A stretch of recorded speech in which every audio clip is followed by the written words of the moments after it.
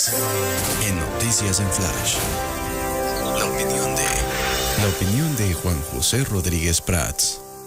Radiante anda hoy el licenciado Rodríguez Prats. ¿Cómo está? Muy buenas tardes. Mi querido Hugo, creo que uno tiene que hacer esfuerzos para andar radiante, porque por lo regular uno anda melancólico, uno anda angustiado o irascible.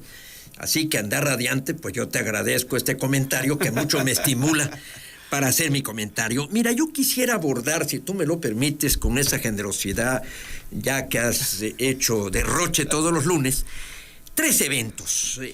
Uno, las declaraciones de la presidenta en relación a la elección que habrá el 1 de junio y el haber insistido en las condiciones de nuestra democracia, declaraciones que también hizo Fernández Noroña en Estrasburgo.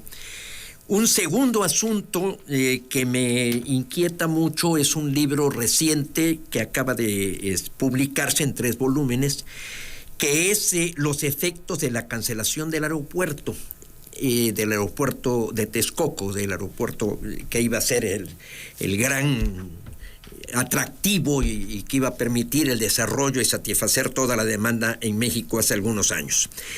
Y el tercer aspecto, una cuestión internacional, la deportación de los venezolanos a Guantánamo primero y posteriormente a las cárceles de Salvador, que es Bukele, que ha construido ahí un gran centro de readaptación social. Pero primero, permíteme, Hugo, hacer una reflexión, porque a mí me está preocupando mucho el que tengamos versiones tan encontradas, tan en los extremos, tanto los que somos críticos del gobierno como los funcionarios del gobierno.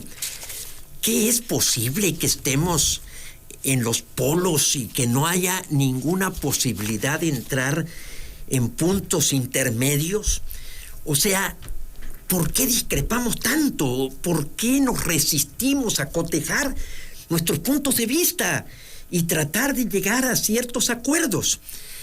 El problema de qué es la verdad, yo creo que es la preocupación central, no tan solo de la filosofía. Recordemos tal vez el diálogo más famoso en la historia de la humanidad entre el juicio cuando estaba Poncio Pilatos y Jesucristo, cuando le dice: tú dices que eres el rey de los judíos, ¿verdad? Y dice: tú lo dijiste, y yo vine a pregonar la verdad. O sea, la verdad es un principio cristiano, la verdad te hará libre. Entonces, la verdad está en el centro de lo que debe ser un compromiso moral. ¿Y qué es la verdad? Mira, no cabe duda que hace ya muchos años se viene diciendo que después de lo que dijeron Platón y Aristóteles, todo ha consistido en pies de nota a lo que ellos dijeron, porque en realidad está concentrada la gran sabiduría. Aristóteles definía la verdad diciendo algo que me pareció muy contundente. La verdad es decir lo que es, y lo que no es, que no es. O sea, tiene una contundencia y una lógica impecable. Y Platón insistía mucho en la idea del bien, que es la que por medio de su resplendor nos permite descubrir la verdad. O sea, Platón une la definición de verdad a la situación del bien y de la justicia. Entonces, si dijo literalmente la presidenta Claudia Sheinbaum: se enojan nuestros adversarios políticos y a mí me gusta decirlo porque es la verdad, que este 1 de junio vamos a demostrar que México es el país más democrático de todo el mundo.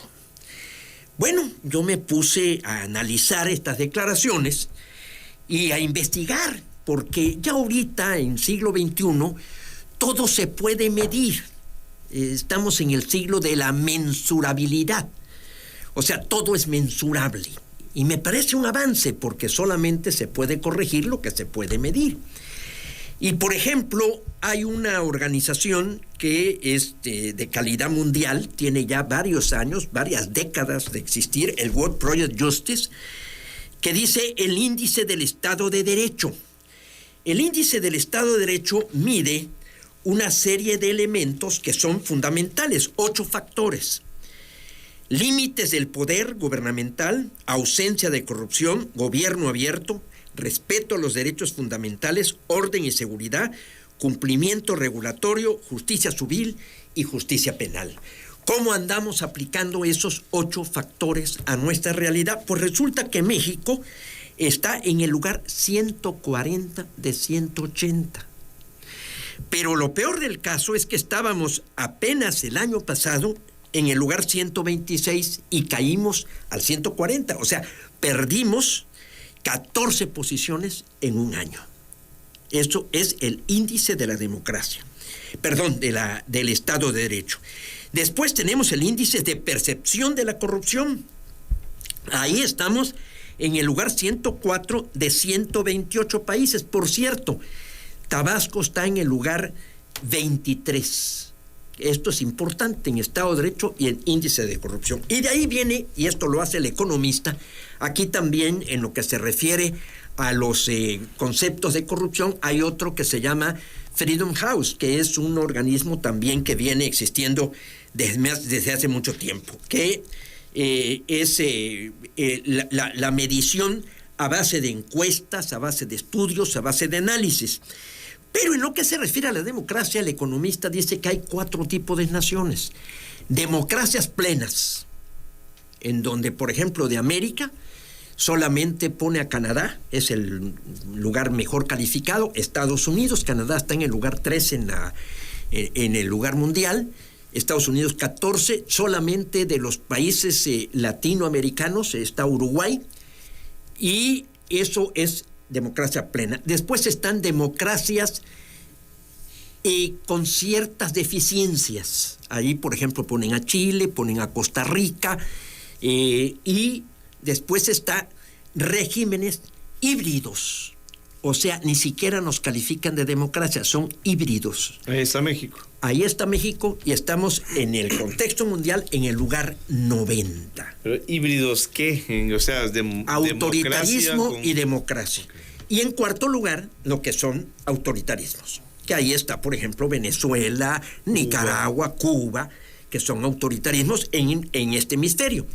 Entonces, si Claudia, la presidenta Claudia, señala esta situación de que vamos a hacer la democracia mejor del mundo simplemente por hacer una elección del Poder Judicial, que todo el mundo está hablando de que va a ser un rotundo fracaso, de que están mal las boletas, de que se están inscribiendo gente descalificada, de que vienen impugnaciones desde el inicio, pero algo muy grave que es también la posibilidad de participación. Están haciendo pronósticos de que no va a votar más del 10%.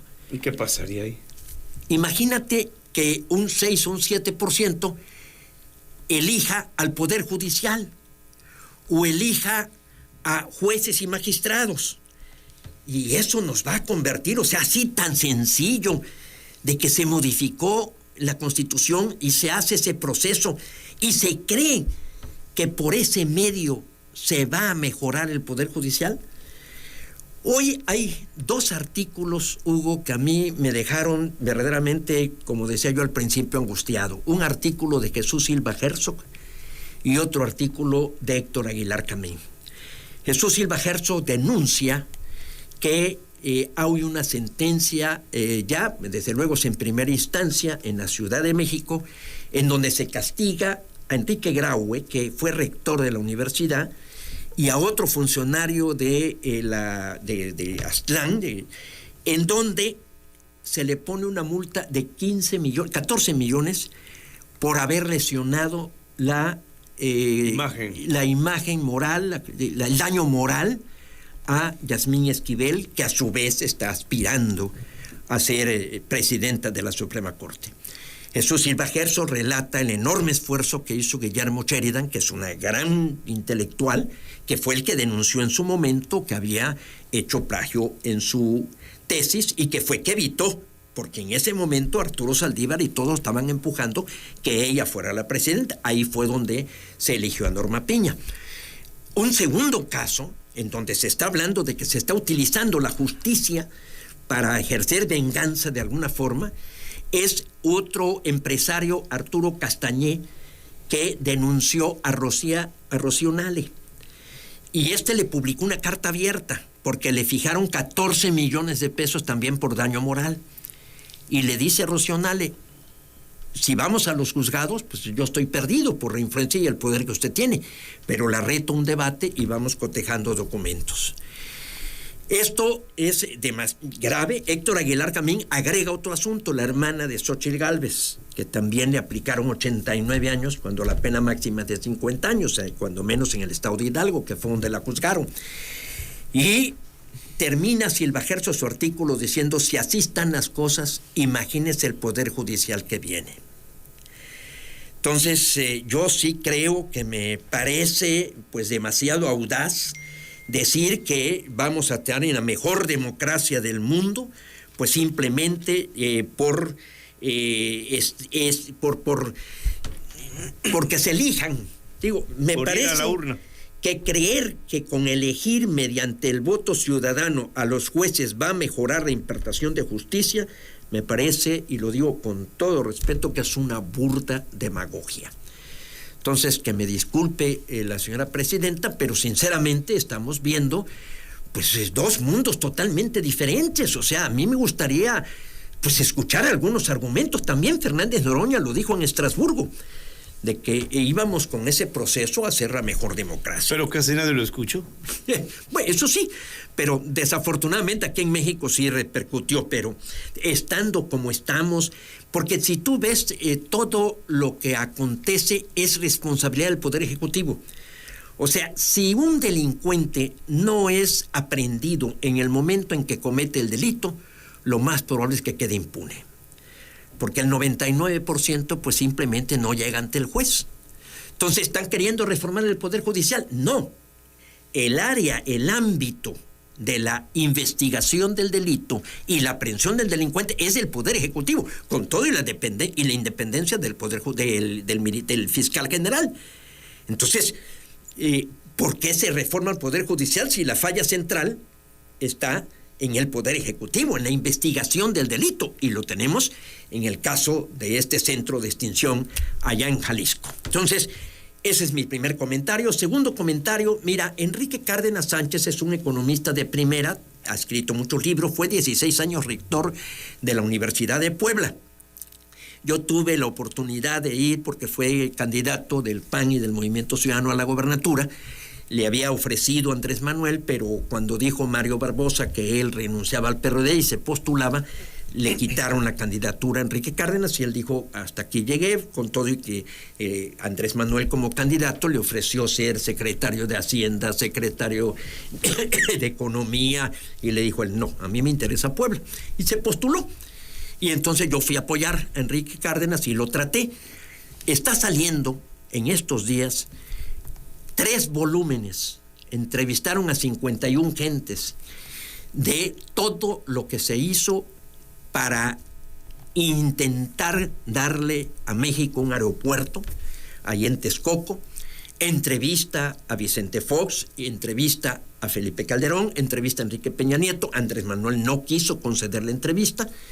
Hay algunas voces, como Jiménez Espriu, como Agustín Caso, que es el que hizo el estudio del costo, que después fue sancionado por David Páramo en la auditoría fiscal de la Federación y lo corrieron, y da una explicación de las terribles consecuencias de esa decisión, que cancela Andrés Manuel con una consulta ahí simulada, donde pone un libro, dice ¿quién manda aquí? Que para mí el mensaje que Andrés Manuel quería enviar es yo mando aquí, y esa fue la razón de la suspensión del aeropuerto. Nunca hubo ningún caso de corrupción, nunca hubo ningún proceso. Las consecuencias son terribles, los costos son terribles, y aquí da mi reflexión sobre la verdad. La verdad siempre aflora, y el político que ejerce el poder siempre tendrá que enfrentarse con una ciudadanía que tarde o temprano conoce la verdad. El tercer caso, Hugo, que a mí me angustia mucho, son estos 200 venezolanos que fueron deportados, trasladados primero a Guantánamo y posteriormente a El Salvador. ¿Por qué no podemos encontrar el punto intermedio, el equilibrio entre el respeto a los derechos humanos y el problema de seguridad. O sea, o caemos en una terrible inseguridad, en una flexibilidad en la aplicación de la ley, o nos vamos a un extremo de donde se violan derechos humanos, no hay el debido proceso. Están diciendo, inclusive ahora Nicolás Maduro levantó la voz para defender a los venezolanos que estaban siendo explotados y castigados por el gobierno norteamericano sin respetar la ley. Entonces, todo esto sí creo que nos debe preocupar, sí creo que nos debe reflexionar, porque si no hacemos un esfuerzo por respetar la verdad y asumir sus consecuencias, yo estoy ahorita metiéndome en lo que es mi profesión, como tú habrás percibido. Cada lunes pues estoy aludiendo a lo que es el derecho, el Estado de Derecho, porque de nuevo me entra el que se aplique la ley, la política del derecho, la justicia. Si eso no lo mejoramos, si un Estado no sirve para hacer justicia, no sirve para nada, no nos engañemos. Y ese sería su comentario. ¿Sí te parece? No, es que no terminó. Nada más le quiero preguntar, porque es nota del día, ¿verdad? Del asunto de Michoacán, y ahorita que está usted hablando de la aplicación de la ley, pues ya ahorita ya subió esto a ficha roja de Interpol contra el exmandatario Silvano Aureoles, ya lo había adelantado el gobernador Bedoya, que van por él. Se ratifica esto de que es un prófugo de la justicia. Y hay otro asunto ahí, el de Cuauhtémoc Blanco, también en la Cámara de Diputados. ¿Esto qué? Si es objetivo desde su punto de vista en aras de lograr esto de la aplicación? Mira, yo no puedo de ninguna manera condenar a una autoridad que busque sancionar la corrupción. Adelante. El problema está en México, que si te pones a escarbar, casi en la generalidad de los asuntos, se está procediendo contra algún adversario. En el caso de Silvano Aureoles, yo estuve en Michoacán, estoy convencido que fue un gobierno deficiente, pero estamos viendo una situación de confrontación, porque Silvano Aureoles se enfrentó al presidente López Obrador, acusó al gobierno de Ramírez Bedoya de que había llegado vía el fraude y con el apoyo de la delincuencia organizada. En el caso de Cuauhtémoc Blanco, que me parece que está sucediendo algo verdaderamente digno de celebrarse, porque las mujeres, al margen de partidos políticos, y está surgiendo del mismo partido de Morena, dicen: no vamos a acatar ninguna consigna y aquí va a prevalecer la solidaridad de género y vamos a proceder en juicio político contra este señor para que sea investigado, porque lo está acusando su media hermana y su esposa. O sea, hay testimonios.